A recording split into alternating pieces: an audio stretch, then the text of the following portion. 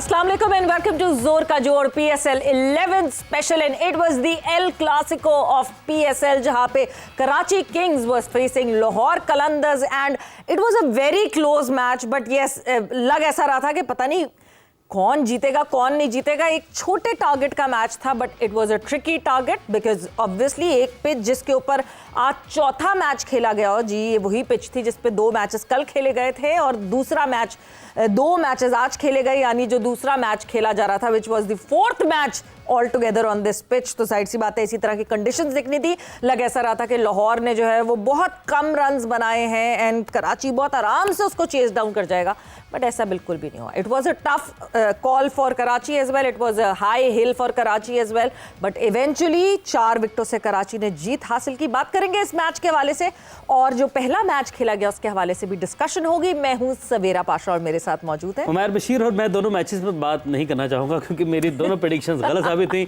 दोनों टीम्स मेरी आज की जो है वो हार गई और सवेरा की दोनों टीम्स जीत गई। लेकिन credit goes to those 5 penalty runs जिसके ऊपर बड़ी डिबेट, बड़ी बहस होना भी बाकी है। हारिस राउफ जिस तरह की बॉलिंग कर रहे थे वो 5 रन भी पड़ जाते हो। यस, हारिस राउफ इसमें कोई शक नहीं है। एक तरफ एडम ज़ैम्पा की ज़बरदस्त बॉलिंग और उन्होंने बताया कि कैसे आपको स्पिन बॉलिंग करनी है, लेकिन हारिस राउफ के अलावा लाहौर कलंदर ने भी बुरी बॉलिंग नहीं की, बड़ी ज़बरदस्त बॉलिंग की। शाहिन अफरीदी ने बड़ी ज़बरदस्त बॉलिंग की, कोई विकेट नहीं हासिल की। उसामा मीर को आज आसिफ अली को बिठा के उसामा मीर को खिलाया गया क्योंकि स्पिनर को एक एक्स्ट्रा स्पिनर ऐड किया, लेकिन वो भी काम नहीं आया क्योंकि हारिस राउफ बहुत महंगे साबित हुए। सिर्फ महंगे नहीं, बहुत ज़्यादा महंगे साबित हुए।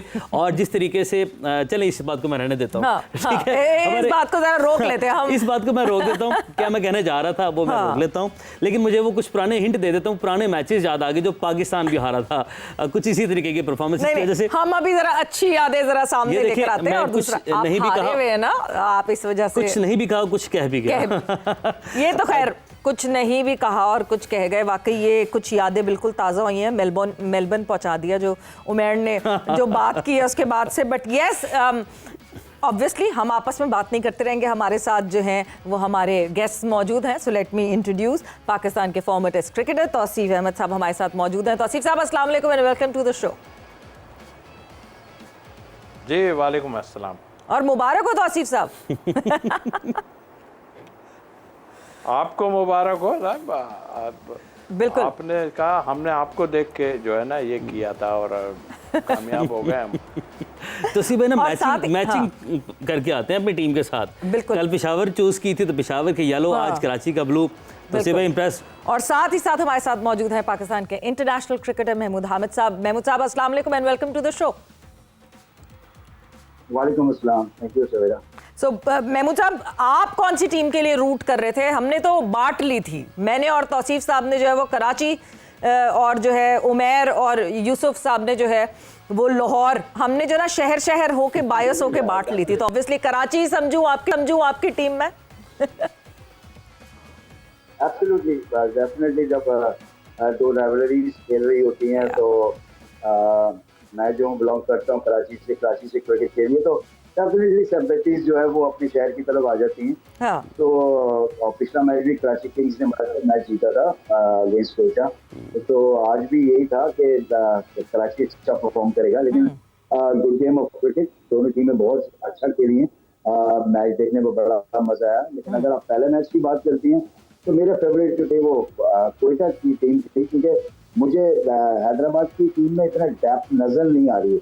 मेरी टीम में कॉम्बिनेशन अभी नहीं बन पाया है। कैप्टन का महमूद साहब मैं आऊंगी, मैं पहले मैच पे ना हम आएंगे, हम बड़ी डिटेल में हम पहले मैच पे भी बात करेंगे बिकॉज अभी तक हमने पहले मैच पे बिल्कुल बात नहीं की है।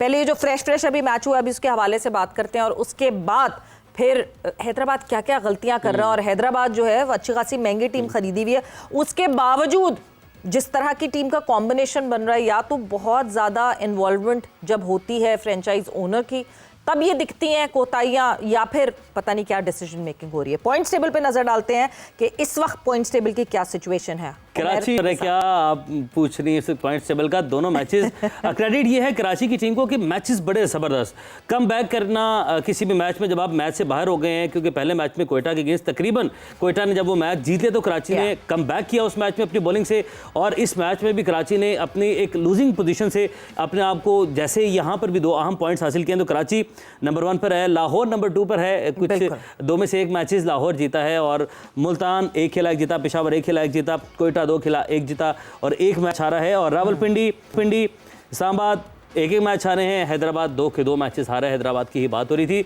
तो कुछ साथ चलते चलते हम नजर मैच समरी के ऊपर भी डाल लेते हैं सवेरा, क्योंकि पॉइंट टेबल तो भी बहुत अर्ली स्टेज है, इस पर डिटेल से डिस्कशन तो साथ साथ हमारी जारी रहेगी।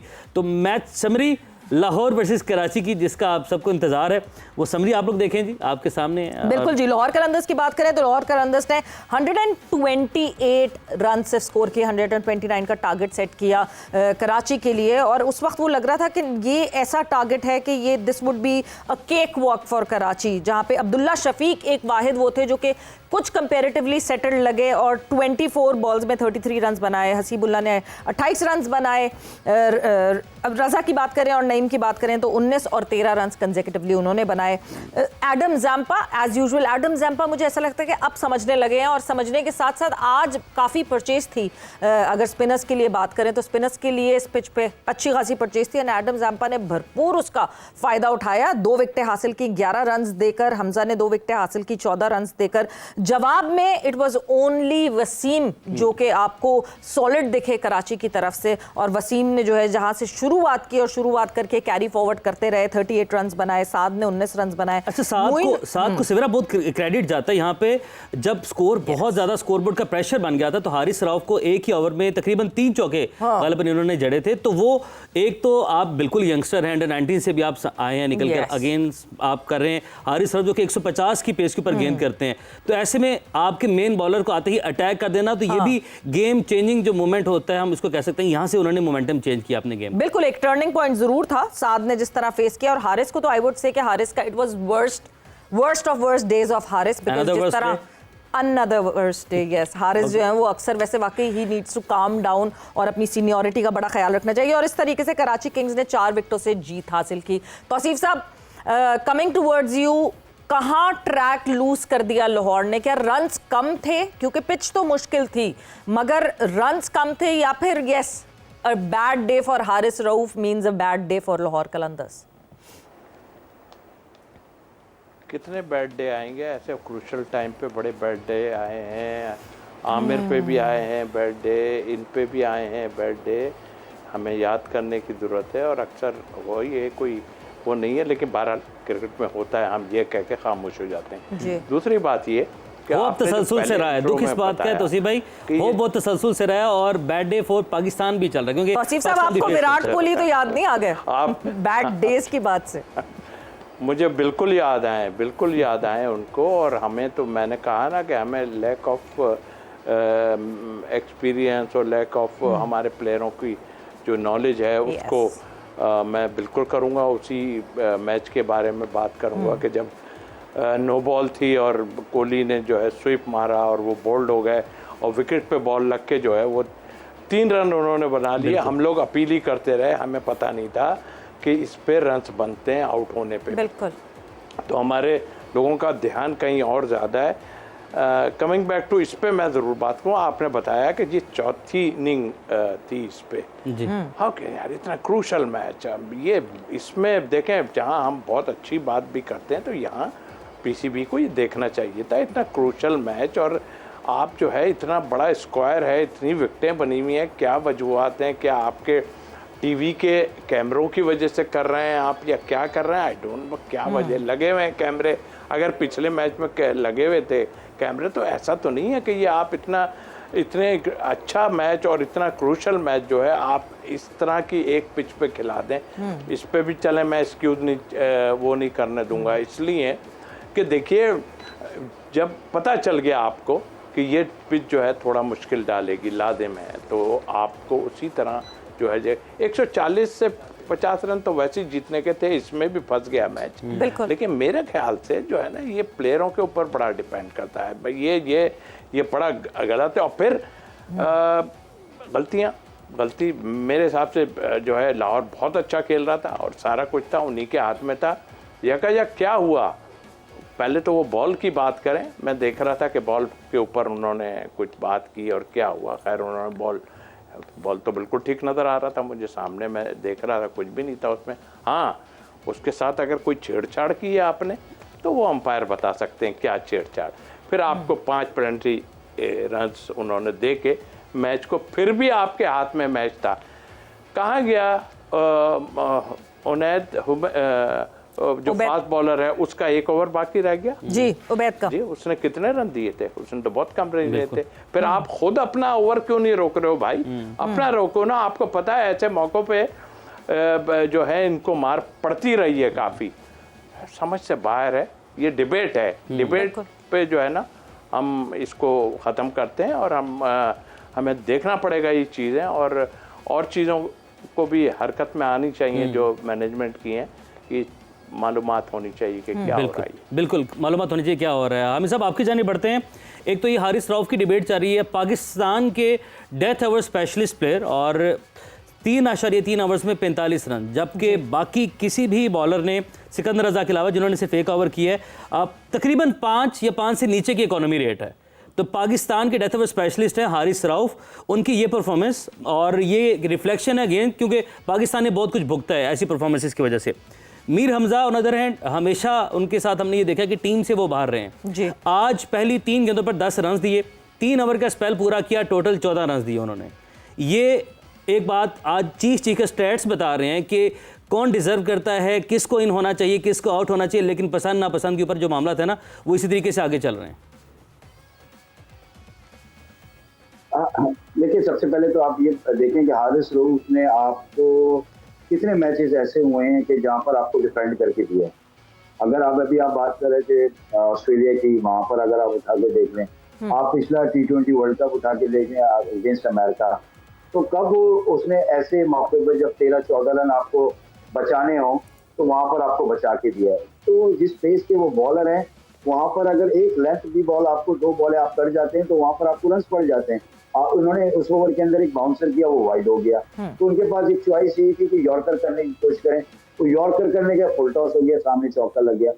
तो इतने एक्सपीरियंस बॉलर के साथ साथ आप ये देखें कि उनकी परफॉर्मेंस का ग्राफ कहाँ पर है कि डेथ ओवर्स के अंदर क्या वो मैच बचा लेते हैं या नहीं बचा लेते।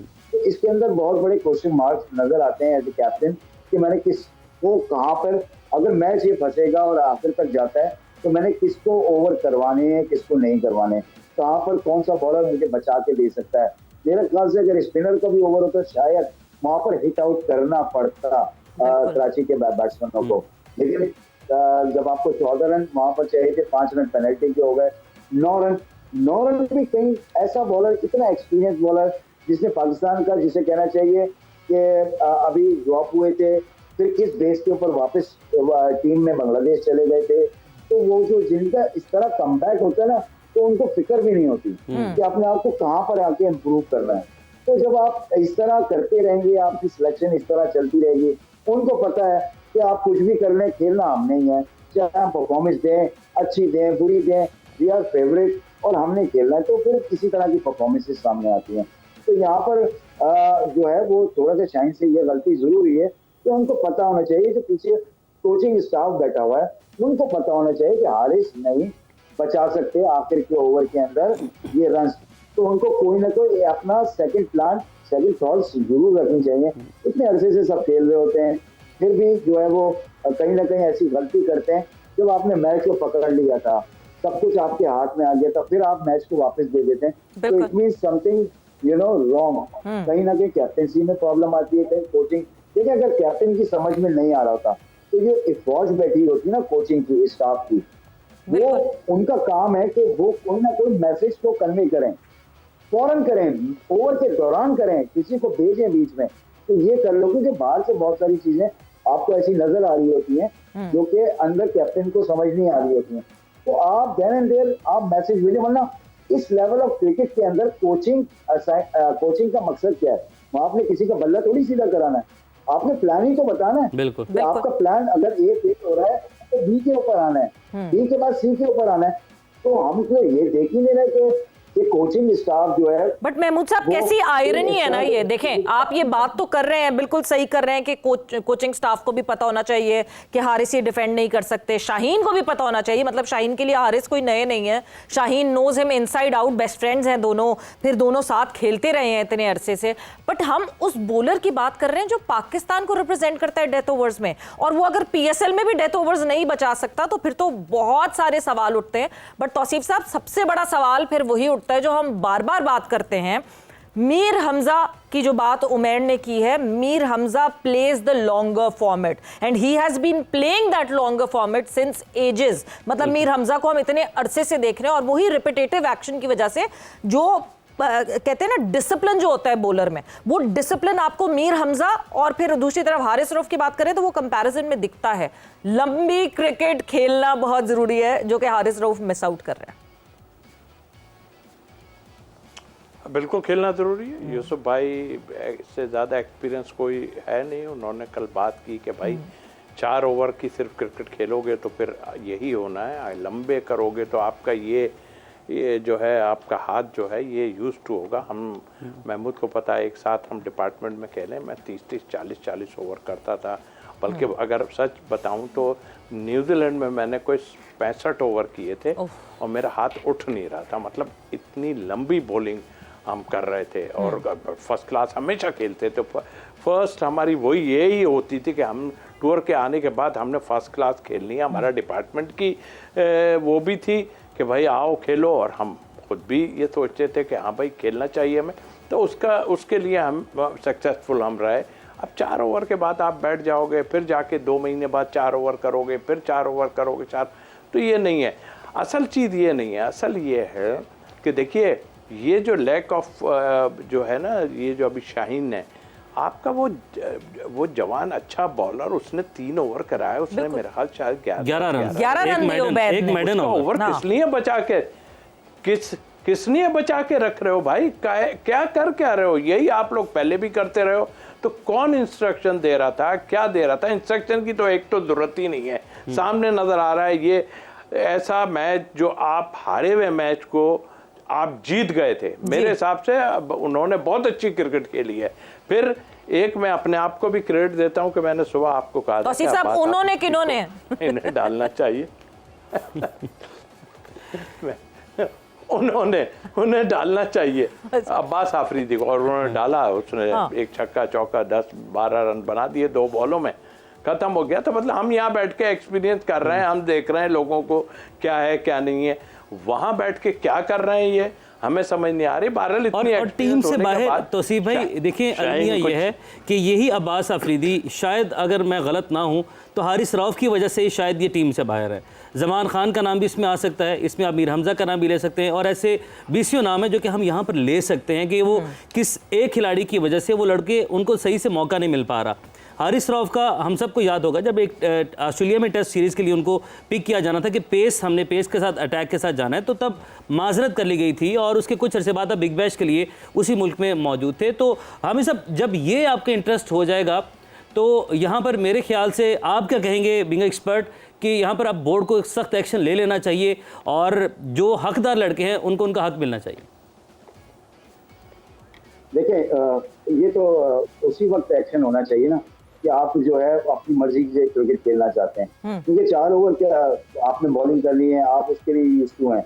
आपको पता है अगर टेस्ट क्रिकेट में जाऊंगा या फोर्टी क्रिकेट में जाऊंगा तो वहाँ आपको दिन के अंदर 15 से 20 ओवर करने पड़ेंगे। जैसे तौसीफ भाई ने कहा है कि ये लंबी लंबी बॉलिंग करते थे, डेफिनेटली मैं उसका मतलब गवाह हूँ कि ये इतनी बॉलिंग करते थे। इवन फास्ट बॉलर्स को भी मैं बताऊँ आपको, वकार यूनुस है, वो भी हम डिपार्टमेंट में साथ थे, फिर वसीम अकरम मेरे साथ PIA में, वो भी लंबे लंबे स्पेल करते थे। तो जितने भी बॉलर्स आए हैं, स्पिनर सकलैंड बड़े लंबे स्पेल करता था, लेकिन हमारे ये जो अभी के प्लेयर्स हैं ये सिर्फ इसके ऊपर ही जा रहे हैं। इनको पता है, देखें इनको पता है कि हमारी क्रिकेट सिर्फ 4 ओवर की क्रिकेट है। हम जितनी मैक्सिमम ये वाली क्रिकेट खेलेंगे, हम लंबा खेल लेंगे, हम जितने फाइनेंशियली अपने आप को स्ट्रॉन्ग कर सकते हैं। और फिर इनके पास बैक जो है वो बहुत स्ट्रांग है इन लोगों की, कि ये ड्रॉप भी होते हैं तो वापस आ जाते हैं। लेकिन आपको कहीं ना कहीं आप अपनी गलतियों से सीखते हो ना भाई। इतना अरसे से पाकिस्तान टीम के साथ खेल रहे हो, इतने अरसे से आप लाहौर कलंदर के साथ खेल रहे हो, आपने क्या अपने आप को इम्प्रूवमेंट तो बताए ना कि इम्प्रूवमेंट क्या है। जब आप one of the toppest player हो तो हर मैच में आप T20 में खेलते हो तो क्या इम्पैक्ट शो कर रहे हो आप? बच्चे आपसे क्या आकिब से पूछें, कि कहाँ पे बॉलिंग करनी चाहिए, कैसे बताएंगे आप? हाँ, तो भाई फिर फोन आ जाएगा कहीं से, फिर आप कल हमें बताएंगे शो में कि फोन आ गया। हाँ तौसीफ साहब ये कह के अपना फोन बंद कर दें आप। कोई फर्क नहीं पड़ता। जी महमूद नहीं साहब। मुझे कोई फर्क नहीं, सच है। मैं तो जो बात कर रहा हूँ फेयर बात कर रहा हूँ, उसमें कोई ऐसी बात तो जी महमूद अच्छी साहब बात है कि जब तक इन लोगों को लंबी बॉलिंग नहीं करेंगे, इनको आइडिया नहीं होगा कहाँ पर लेंथ पे फेंकनी है, कहाँ पर नहीं फेंकनी है। अभी जैसे मैंने पहले भी ये बात की थी कि उसको आइडिया नहीं हो रहा कि मुझे बाउंसर करना है, मुझे लेंथ बॉल करनी है, या मुझे यॉर्कर करना है, या मुझे स्लो बॉल करना है। आप बैट्समैन की मूवमेंट से आपको पता चलना चाहिए यार, आप इतना एक्सपीरियंस हो गया कि ये मुझे कहाँ हिट मार सकता है। अच्छा महमूद साहब, इसी वजह से हमें हमारे जो बॉलर्स हैं, स्पेशली हमारे जो फास्ट बॉलर्स हैं, वो इतने सॉफ्टी हो गए हैं कि वो थोड़ा सा उनके ऊपर ज्यादा कोई प्रेशर आता है और वो इंजर्ड हो जाते हैं। हमने इतनी फ्रीक्वेंटली इंजर्ड होते हुए देखा है अपने बॉलर्स को। मगर हम बिल्कुल बॉलिंग की तो ये बात कर रहे हैं कि अब जो है लाहौर ने मैच अपनी तरफ खींच लिया था वापस, एंड कैसे कराची की तरफ गया। But from the beginning Karachi ने क्या किया जब शुरू हुआ, और जब एक टारगेट ऐसा था विच लुक्ड अ नॉमिनल टारगेट, वो इतना कोई बड़ा टारगेट नहीं था, जैसी भी कंडीशंस हो, इतनी टफ कंडीशंस नहीं थी। 140-45 होता तो शायद फिर और थोड़ा सा मुश्किल हो जाता वो अचीव करना। कहां ट्रैक लूज किया कराची की टीम ने? महमूद साहब देखें, आप रेगुलर अपनी जब उनकी जी मैं वही कह रहा हूँ कि जब आप कोई भी टारगेट को चेस करने जा रहे होते हैं, चाहे वो छोटा टारगेट हो या बड़ा टारगेट हो, और कंडीशन जो है वो बैटिंग के लिए इतनी सूटेबल नहीं है, तो आपके एक प्लेयर को लंबा जाना चाहिए। एक्सपीरियंस है, कप्तान को जाना चाहिए। इधर जहाँ 7 सेट हो गए थे वो लंबा गेम को लेकर चले जाते, कि एक प्लेयर को जो है वो एंड तक जाना पड़ता है। जब रेगुलर इंटरवल विकेट गिरती हैं, एवरेज ऊपर जाता है, प्रेशर डेवलप होना शुरू होता है। तो वहां पर जो है ऐसा प्लेयर आपको बहुत इंपॉर्टेंट होता है। देखिए, हम हमेशा ये बात करते हैं कि सिंगल्स डबल जो है वो बहुत ही ज्यादा इंपॉर्टेंट होते हैं क्रिकेट के अंदर। जब आप सिंगल डबल करते हैं तो आप पे से प्रेशर हटता है, स्कोर बोर्ड रोटेट होता रहता है, स्कोर बोर्ड बढ़ता रहता है। वहां पर एक आध चौका मिलता है आपको, तो आपको प्रॉब्लम नहीं आती। अभी एंड ऑफ उसमें क्या हुआ कि आपकी बॉलें काफी कम रह गई थी, रन ज्यादा हो गए थे। बिल्कुल। तो अगर एंड में थोड़ी सी और अच्छी बॉलिंग कर जाते तो मेरे ख्याल से कराची का मुश्किल हो गया था, क्योंकि उनसे बड़ी हिट नहीं लग रही थी ना, कुछ दिन से लग रही थी ना, इवन आजम से भी नहीं लग पा रही थी, तो मुश्किल हो जाती। लेकिन वो आपकी ओवर ऐसा था जिसमें 5 पेनल्टी के रन भी मिल गए, उसके बाद 9 रन वो डिफेंड ही नहीं कर। बिल्कुल ऐसे ही क्लोज मैच हुआ, काफी क्लोज मैच हुआ। जी हमें ब्रेक की जानी पड़ना है, और सवेरा ब्रेक पे जाने से पहले एक कमेंट मैं जरूर करना चाहूँगा कि जिस तरीके से कल आपने जिक्र किया था कि लाहौर कलंदर ने हारिस रऊफ को रिटेन करने के लिए ना बड़ी कोशिश की है, बड़ी एफर्ट्स की और अपने प्लेयर को रिटेन किया। शायद थोड़ी सी एफर्ट जमान खान के लिए भी कर लेते हैं, वो जो कि अपनी शोल्डर इंजरी से PSL से तो बाहर हो गए हैं। पिंडीज ने उनको पिक किया था बहरहाल, लेकिन शायद इसी तरीके से उसके लिए भी एफर्ट की जाती तो शायद अगर वो खेल भी रहे थे। एक अच्छा ब्रांड, एक अच्छा प्लेयर है बहरहाल। अच्छा, ये बात आप समीम राना से पूछते ना तो वो कहते हैं कि मुझे 2 बेटों में से आप चूज करने को कह रहे हैं, तो फिर यस तो Haris Rauf. But yes, it was Lahore Qalandars and Karachi Kings ने जीत हासिल की। वक्त एक ब्रेक का हुआ है, ब्रेक पर जा रहे हैं। ब्रेक से वापस आएंगे, जो पहला मैच हुआ था उसके हवाले से बात करेंगे, और इस मैच पे भी बात करने के लिए काफी चीजें बाकी हैं। सो मिलते हैं एक शॉर्ट ब्रेक के बाद।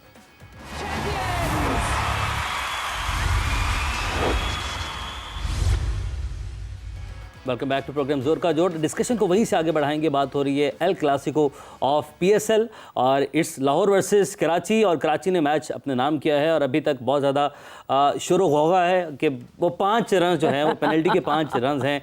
बहरहाल उस पर भी बहुत ज़्यादा डिबेट होगी। सोशल मीडिया भी हम देख रहे हैं कि सोशल मीडिया भी भर चुका है उस हवाले से। लेकिन अभी हम जो आज बहुत सारे लोग बहुत सारी चीज़ें सीखेंगे, आज बहुत कुछ होगा। आज क्योंकि एक ब्रीच ऑफ सिक्योरिटी भी हुआ है कल लाहौर कलंदर के कैंप से, और उसके हवाले से भी जो खबरें हैं वो भी आ रही हैं। इन चीज़ों सितारे गर्दिश में लाहौर कलंदर्स, सितारे गर्दिश में है जी, और ख्याल रखना बहरहाल टीम मैनेजमेंट का और प्लेयर्स का खुद ये काम है, क्योंकि इस ब्रीच में खुद कैप्टन और एक और जो दूसरे प्लेयर हैं उनका नाम भी सामने है। बहरहाल इस हवाले से भी जो है वो अपनी बोर्ड और PSL इंतजामिया अपनी तहकीकात करेगी। इस मैच के ऊपर वापस आते हैं और जो प्लेयर्स परफॉर्मेंस है उनके ऊपर बात करते हैं। तो सिर्फ साहब आपकी जानी बढ़ते हैं। पहले मीर हमजा की ब्रेक पे जाने से पहले बात की कि उन्होंने पहली 3 गेंदों पर 10 रन दिए, 14 रन टोटल, यानी कि 4 रन अगली 15 गेंदों पर उन्होंने।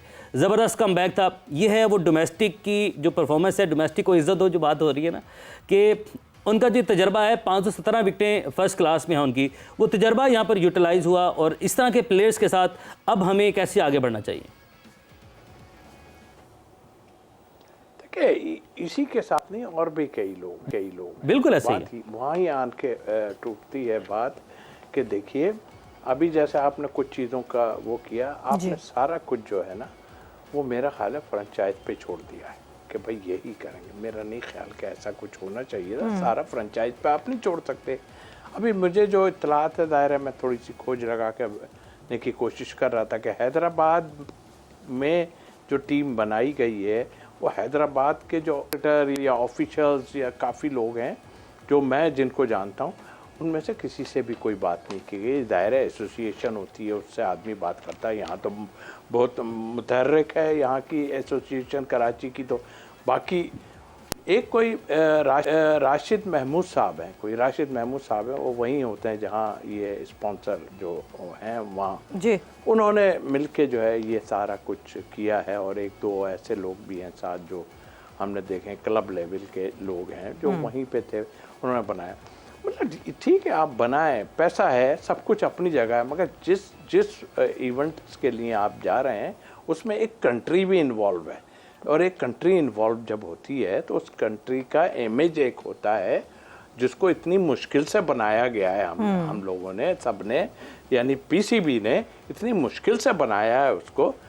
वो इस तरह तो नहीं किया जाता कि आप एक मैच में, अब कौन मशवरा दे रहा है कि पहले एक मैच हारने के बाद दूसरे मैच में 3-4 चेंजेस आपने कर दी। बिल्कुल, ये कैसे? नहीं होता ऐसा ना। पहला तो मैच था आपका, उसमें क्या हो गया? इसी तरह आप अगर ये बात करते हैं, देखिए वहीं आन के इस चीज़ की टांग टूटेगी कि इसके लिए बहुत तगड़ा आना पड़ेगा। कौन आएगा? इससे ज़्यादा तगड़ा चेयरमैन साहब से तगड़ा कोई आ ही नहीं सकता, मैं ऑनेस्टली बोल रहा हूँ। बिल्कुल तो सही फिर बात। कुछ ऐसे एक्शन लेके जाना चाहिए कि जिससे हमारी ये होगी, टाइम लगेगा, 3-4 साल लगेंगे, लेकिन ऐसा कुछ बनाए, बैठे, बात करें। शुरू में एक मीटिंग की थी, मुझे याद है, खैर मुझे तो नहीं बुलाया, किसी वजह से नहीं बुलाया मुझे, लेकिन शुरू में एक मीटिंग चेयरमैन साहब ने की थी। वहाँ ओल्ड प्लेयर सारों सबको बुलाया, सबसे मशवरे लिए।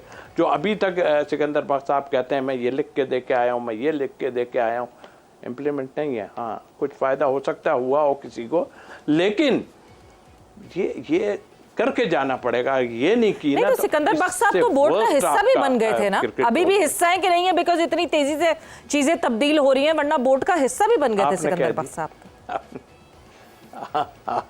आपने कह दिया, मैंने कहा नहीं, समझने वाले समझ गए होंगे, जाहिर है। लेकिन ठीक है, एक एक्स प्लेयर को बुलाया, उसने मशवरे दिए, और चेयरमैन अगर वो सुन रहे थे बात, तो उस पर बाद में अभी बैठ के वो कह रहे हैं कि मुझे तो समझ नहीं आई, कोई इम्प्लीमेंट हो ही नहीं रहा, फलां ऐसा है, फलां ऐसा है, फलां ऐसा है, वही वाली बात। तो आई थिंक मेरा ख्याल है अगर ऐसा कुछ है तो आप देखें, जिस पे तकियत है वही पत्ते हवा देने वाली बात कर रहा हूँ मैं आपसे कि भाई जिन लोगों को आपने लगाया वो हमारे ग्रेट प्लेयर थे। आज यूसुफ साहब बाहर बैठ के, हम इतना टाइम अंदर रह के वो कह रहे हैं यार मुझसे खुद नहीं समझ आ रही कि मैं इन बैट्समैन को क्या करूं। ये समझना ही नहीं चाहते, ये चाहते ही नहीं कि ज़हीर अब्बास साहब से पूछ लें जाके, जावेद मियांदाद से पूछ लें जाके कि हमें क्या करना चाहिए, क्या, क्योंकि इनके जहनों में एक चीज़ है, यार ये वहाँ इतने पुराने प्लेयर हैं, ये क्या करेंगे, ये तो बस हम तो बस चल रहा है।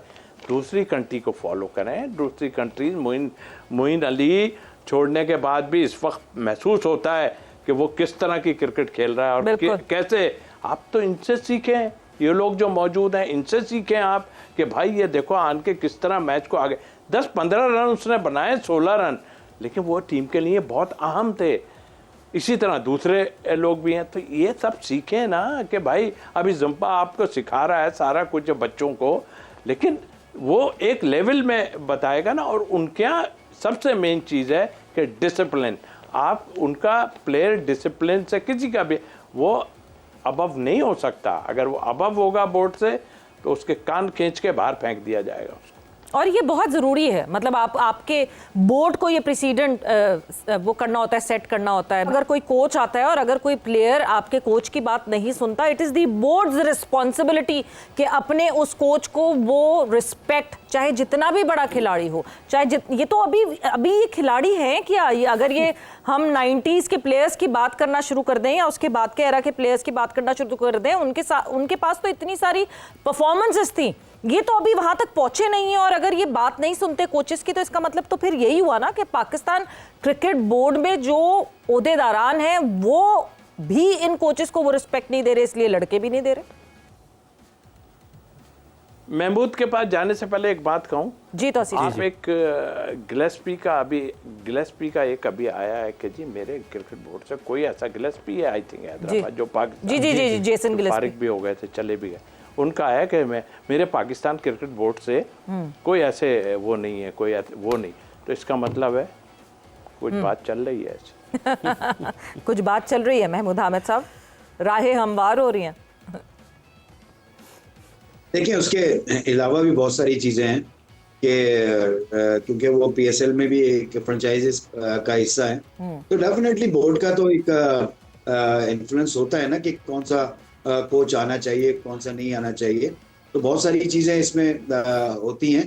तो मेरे ख्याल से रिस्पेक्ट कोच की बहुत इम्पोर्टेंट है। और अगर आप कोच ये एक अलमिया है कि कुछ प्लेयर्स की वजह से कोचिंग स्टाफ तब्दील हो जाता है कि अगर ये उनकी बात नहीं सुन रहे, इवन कोच अगर कुछ कह रहा होता है तो वो प्लेयर जो है वो कोचिंग स्टाफ को चेंज कर देते हैं। और ये प्लेयर्स आपस में बात भी करते हैं कि देखो हम लोग तो रहेंगे ही, ये स्टाफ चेंज हो जाएगा। और ऐसा होता है कि कोचिंग स्टाफ चेंज हुए, प्लेयर्स नहीं चेंज हुए। अभी आप उठा के देखें ना अपनी T20 की परफॉर्मेंस के बाद जो आपने टीम भेजी है उसके अंदर कौन से लड़के नहीं गए, कौन से आपने वनडे के अंदर भी वो लड़के हटा दिए जिनकी वनडे के अंदर परफॉर्मेंसेस थी। तो हम तो एक प्लेयर को अगर लेकर चलते हैं तो चाहे वो इतना स्ट्रांग हो जाता है कि उसको पता है कि मैंने बैठना ही नहीं है और मैं खेलते रहना है, अपनी गलतियों से वो सीख ही नहीं रहा। मैं साइम की भी बात करूंगा कि साइम को हमने इतना बड़ा रन दिया है, वो एक ही तरीके से आउट होता चला जा रहा है, एक ही जो है वो गलत शॉट मारता है, इनिशियली मारता है और वो आउट हो रहा है। अभी तो फॉर्म वो अपनी रिगेन नहीं कर सका है। अभी PSL के 2 मैच गुजर गए, लेकिन क्या वो इतना मतलब अपने आप को ये तौसीफ साहब बार बार याद दिलाते हैं महमूद हामिद साहब के वो 12 करोड़ में खरीदा गया है, 12.6 करोड़ में खरीदा गया है सर। एक क्वेश्चन मार्क मैं आपको इस तरह बताता हूँ कि देखें आने वाली जनरेशन को आप मैसेज क्या दे रहे हैं, ये आप जरा इम्पोर्टेंट चीज है, वो समझने की कोशिश करें। महमूद सॉरी आपकी बात काट रहा हूँ, एक दिन का मैं चीफ सेलेक्टर बना था। अच्छा, मेरे पास कॉल आई कि अच्छा अब आप ऐसा वहाब रियाज ने तो पहले कह दिया था कि जी नई सिलेक्शन कमेटी लाएंगी। तो मैंने उनको कहा था बोर्ड में कि मैंने कहा उनको कहें अभी ज़रा सा खामोश हो जाएं, अभी हैं हमारे कुछ दिन बाकी, बाद में ले आइएगा जो लाना है। मैंने ये सब हो चुका है, मैं कर चुका हूँ। तो मुझे फिर उस्मान वाला का फ़ोन आया कि जी वो तौसीफ भाई अब आपके हैं। तो ये 2 प्लेयर हैं, एक तो आजम खान कराची अभी जो कोयटा उससे खेल रहे हैं कराची से, और एक था आसिफ अली जी, आसिफ अली एक। तो ये इनकी जो है ना वो देखनी है कि इनको वो इनके कितने, ये जैसे 12 करोड़ 6 करोड़ 8 करोड़ इनके सारा। तो उसको मैंने कहा तो अच्छा फिर क्या करना है, कहने लगा इसके। मैंने कहा यार ये मैंने जो निकाला है इसमें परफॉर्मेंस तो नहीं है इनकी जी, और परफॉर्मेंस है भी तो कई बाहर थोड़ी बहुत है और उससे ज़्यादा है नहीं। तो कह रहे नहीं आप देख लें, इनको फ्रेंचाइज कह रहे हैं इतना इतना इतना। मैंने कहा यार हाउ कैन, कैसे देंगे आप इतने पैसे और ऐसी कैटेगरी कैसे दे सकते हैं आप ऐसे। तो कहने लगे कि अच्छा ठीक है फिर आपकी देख। 15 मिनट बाद फिर फ़ोन पे बात हो गई। 15 मिनट, तौसीफ भाई उसके लिए कुछ देखें क्या। मैंने क्या देखूं, अगर आप सही उसूल पे जाना चाह रहे हैं तो यहाँ कहीं भी नहीं है कि इतना महंगा इनको कोई फ्रेंचाइज लेगा, क्यों ऐसा आप मेरे से करवा रहे हैं। तो कहने लगे नहीं। मैंने कहा अच्छा, फ्रेंचाइज जब पैसा देना चाह रहा है ना तो जो चाहे कर लें भाई। मैं इस पे मैंने ख़त्म किया और उसके बाद दाहिर हम तो हट ही गए थे। तो यहाँ पर ये भी बहुत कुछ है कि फ्रेंचाइज कहता है जी इसको हम लेंगे, क्यों लेंगे। अब मुझे नहीं पता कि बाद में वो छोड़ दें, डैश कर देते हैं इसको। बाद में क्या हुआ और क्या नहीं हुआ वो जो देखेगा वो समझेगा और उसको पता चल जाएगा। बट ये मसले हैं और ये मसाइल हैं जिस वजह से हम पाकिस्तान क्रिकेट टीम का डाउनफॉल देख रहे हैं। जो सिलेक्शन के मसले मसाइल हैं, हम आवाज़ ज़रूर उठाते हैं उस पर बार बार, मगर हमेशा कहीं ना कहीं वो एक कहते हैं ना, एक डेड होल आ जाता है, एक ब्लैक होल आ जाता है जहाँ पे लगता है ऐसा है कि नहीं जी कुछ फ़र्क नहीं पड़ सकता, कुछ नहीं हो सकता। बट महमूद आमिर साहब, बिकॉज आप भी डोमेस्टिक के कोचिंग में रहे, हम बार बार ये जो बात करते हैं, क्योंकि जब यहाँ नेशनल टीम के कोचेस बैठ के बात करते हैं, यूसुफ बैटिंग कोच थे पाकिस्तान टीम के, यूसुफ ये बात करते हैं कि जो डोमेस्टिक में ही प्लेयर्स प्रॉपर्ली सीख कर नहीं आते, कितनी इस बात में सदाकत है? देखें, पहले तो मैं ये बात मान सकता था कि बहुत सारी चीजें डोमेस्टिक में नहीं हो पाती थी। नाउ डेज तो आपको पता है, आपको डोमेस्टिक क्रिकेट के अंदर 4 कोचेज होते हैं। एक हेड कोच होता है, बैटिंग कोच, फील्डिंग कोच, तो स्ट्रेंथ कोचिंग को होता है। सारे प्लेयर्स के साथ बड़ा एक चीजों के साथ काम चल रहा होता है। लेकिन जब आप फर्स्ट क्लास क्रिकेट में आप ये तो नहीं बताएंगे ना कि आप अगर बॉल ऑफ स्टंप पे ऑफ साइड पे जा रहा है तो आपके साथ में बल्ला लेके भागेंगे। ये तो बहुत नीचे वाली चीजें हैं। तो मैं आप सिचुएशन वाइज, कंडीशन वाइज कि आपने कैसे क्रिकेट खेलनी है। महमूद आबिद साहब, ये बात तो नेशनल टीम में जब लड़का खेल रहा होता है उस वक्त भी बतानी पड़ रही होती है उससे। तो यही तो चीजें हैं, ये गलत है ना। तो ये जो गलतियां हैं, भरपूर गलतियां हैं। सॉरी, हमने एक ब्रेक पर जाना है, बात में यहाँ पे जरा कतत कलामी की माजरत, ब्रेक पर जाऊंगी और ब्रेक से जैसी वो तो फिर डिस्कशन को वहीं से आगे बढ़ाएंगे। जल्दी से मिलते हैं एक छोटे से ब्रेक के बाद।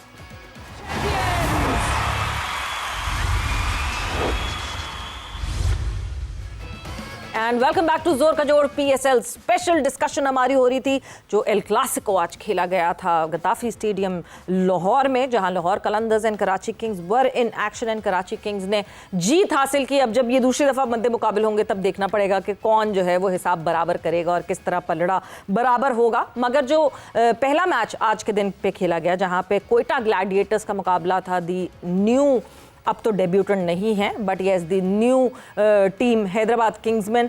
क्या हुआ क्या नहीं हुआ उस मैच में, कहाँ फिर से हैदराबाद किंग्समैन ने गलतियां की, बिकॉज पहले मैच में भी भरपूर गलतियां की थी और हैदराबाद किंग्समैन कुछ सीख कर नहीं आए। मैच समरी पे नजर डाल लेते हैं और उसके बाद गुफ्तगू को आगे बढ़ाते हैं। ये है मैच समरी और शामिल एक मरतबा फिर से मैन ऑफ द मैच, और 54 रन बनाए, 41 गेंदों को उन्होंने सामना किया, और हसन नवाज ने भी 50 रन स्कोर किए, 53 रन बनाए, 40 गेंदों को उन्होंने सामना किया।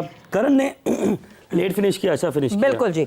जहां हम देख रहे हैं टॉम करन ने जो है वो 31 रन बनाए, अबरार 9 रन बना के नॉट आउट रहे। Meredith, good bowling bye Meredith, 3 विकेटें हासिल की उन्होंने 38 रन देकर। थीक्षाना ने 2 विकेटें हासिल की 24 रन देकर। और इस तरह कोयटा ग्लैडिएटर्स ने 174 रन बनाए, 175 for Hyderabad Kingsmen to win. And Hyderabad Kingsmen जो है वो आस पास भी नहीं भटक सके। 134 was the only score that they could make, और 40 रन से जो है वो कोयटा ग्लैडिएटर्स ने जीत हासिल की, जहां पे इरफान खान नियाजी ने 33 रन बनाए, वरना उसके बाद आपको कोई और ज्यादा रन्स में दिख नहीं रहा था। हसन नवाज के 31 रन देख रहे हैं, लबुशेन के 23 रन एंड उस्मान खान, मतलब उस्मान खान की तो ये जो मिस्ट्री है उस्मान खान की, ये सॉल्व जरूर करनी है। तौसीफ साहब, आपके पास ही आऊंगी उस्मान खान की मिस्ट्री के साथ। मतलब क्यों हम क्या बहुत ज़्यादा रिग्रेट में हैं कि हमने यूएई का कॉन्ट्रैक्ट कैंसिल करवा दिया उस्मान खान का, इस वजह से अब हम जो है उस्मान को टीम में भी मुसलसल खिलाएंगे और मतलब फ्रेंचाइजीज भी खिला ही रहे हैं। देखिए, वो उसने गलती की या सही किया, पाकिस्तान एक मुल्क खेलना बड़ी बात है। वो वहाँ होता तो खेलता ही रहता, वो कब तक खेलता ही रहता, वो अपनी जगह है, ठीक है। उसको जिसने भी कहा उसमें मुझे जो है कि वहाब रियाज शायद उसके लिए काफ़ी था। अच्छा। लेकिन उनकी जब परफॉर्मेंस नहीं हुई तो उनसे क्या कमिटमेंट करके लाए थे यहाँ पर, जाहिर है वो तो अपना सारा छोड़ छाड़ के आ गया। कोई बहुत पैसे वाला बच्चा तो था नहीं ना, वो कर रहा था, वो ठीक है। लेकिन यहाँ किस लाए जिस लिए उसको, उसके बाद जब बाहर हुआ उससे कुछ नहीं हुआ, जो कि मैं समझता हूँ कि वो इतना बुरा नहीं है, वो ओपनर है, वो जाता है। खैर उसके खेला, उससे नहीं हुआ, जब नहीं हुआ उसको बाहर किया, फिर जगह आप उठा के ले आए। क्या वजूहत थी ये हमें नहीं समझ, कमिटमेंट थी या कॉन्ट्रैक्ट था या क्या था, हमें नहीं पता। फिर वो अब आगे हैं सबके, डेफिनेटली कोई बात ज़रूर होगी जो उसको आप फॉलो कराएं।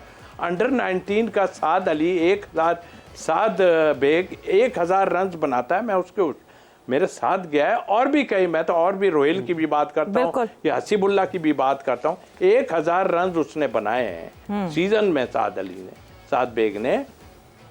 फिर क्या वजह है? उसको फील्डिंग करा रहे हो आप, मैं तो अगेंस्ट हूँ इसके, फील्डिंग नहीं कराओ भाई, उसको कीपिंग कराओ। आपको अगर किसी को बनाना है, आप बनाना ही नहीं चाहते इसलिए कि रिजवान को आप छोड़ते ही नहीं। रिजवान वो तो हर जगह है, वो कीपिंग कर, अरे भाई यही सोच के कर लो। लेकिन अब तो वो खुद भी टीम से बाहर है, जाहिर है उनको अपनी भी फिक्रें पड़ी हुई हैं सारी कुछ। तो मेरा ख्याल है कि ये बहुत लंबी कहानियां हैं, और इसको कैसे होगा, या तो फिर एकदम सुबह हम उठें तो सारा कुछ जहनों में ऐसा हो जाए। लंबी कहानियों के साथ साथ इन्वॉल्वमेंट, फ्रेंचाइजीज की इन्वॉल्वमेंट जो होती है अपनी टीम बनाने में, हैदराबाद किंग्समैन के लिए बहुत सारी आवाजें इस तरह आ रही हैं कि कोचिंग स्टाफ से ज्यादा कंसल्ट नहीं किया जा रहा टीम बनाते हुए, तो फिर हम ये समझेंगे पूरा पीएसएल यही हाल रहना इसका। आपने कहा कि फ्रेंचाइज वाली बात, जी बिल्कुल बिल्कुल बिल्कुल। देखिए नज़र आ रहा है सामने, डोमिनेट कर रहे हैं, हर उसमें डोमिनेट कर रहे हैं, टीम बनाने में डोमिनेट कर रहे हैं। देखिए अगर सही उस पर आप जाएं ना, तो मैं पिछले मैचों में कई जगह पे आपके चले जाऊं, वो लोग कुछ ऐसी जगह पे भी बैठे हुए हैं। आज मैं देख रहा था वो साद बेग, आपने भी उसके 18-19 रन जिस तरह बनाए, आपने भी उसकी तारीफ की है ना, क्या किया। कमेंटेटर आए बाएं छाएं इधर उधर, अच्छे भले कमेंटेटर बैठे आए बाएं छाएं उधर बात कर रहे। आप यंगस्टर के लिए, कोई भी हो है XYZ, उसके लिए आप बात क्यों नहीं कर रहे कि वो कैसा खेल रहा है, वो मैच को निकाल के ले जाने की कोशिश कर रहा है या क्या कर रहा है या क्या नहीं। आप इधर से उधर बात कर रहे हैं। तो यहाँ हर चीज़ में ये चीज़ें मौजूद हैं जो मुझे फील हो रहा है। तो मतलब आप अपनी जॉब से तो हो रहे हैं। फ्रेंचाइज का इन्वॉल्वमेंट डेफिनेटली है, और ये अगर टीमें हम तौसीफ साहब थोड़ी सी ना, ये मैं कहूँ सादों में थोड़ी सी कंफ्यूजन भी हो रही है, बिकॉज हैदराबाद किंग्समैन की तरफ से जो उनकी यूएस की टीम है, वहां से सैयद साद अली खेलते हैं जो कि 32 इयर्स के, जो बिल्कुल यंगस्टर नहीं है, वो ये वापस लेकर आए हैं पाकिस्तान क्रिकेट में, यहाँ इनको पीएसएल में खिलाने के लिए। तो हम थोड़ा सा मेरे ख्याल से सादों के बीच में कंफ्यूज हो गए। हो सकता है, मुझे तो जो मैंने कोई क्या नाम है, बिल्कुल तौसीफ भाई, आपने यानी कि आपने जो कराची के साथ है उसकी बात की है। बहरहाल आप प्रोग्राम बहुत अपने इख्तिताम को पहुंचा है। इंशाल्लाह कल 4 बजे मुलाकात होगी तौसीफ भाई आपसे भी और मैं नाज़रीन व्यूअर्स। तब तक के लिए अपना बहुत सारा ख्याल रखें, हमें दीजिए इजाज़त, अल्लाह हाफिज़।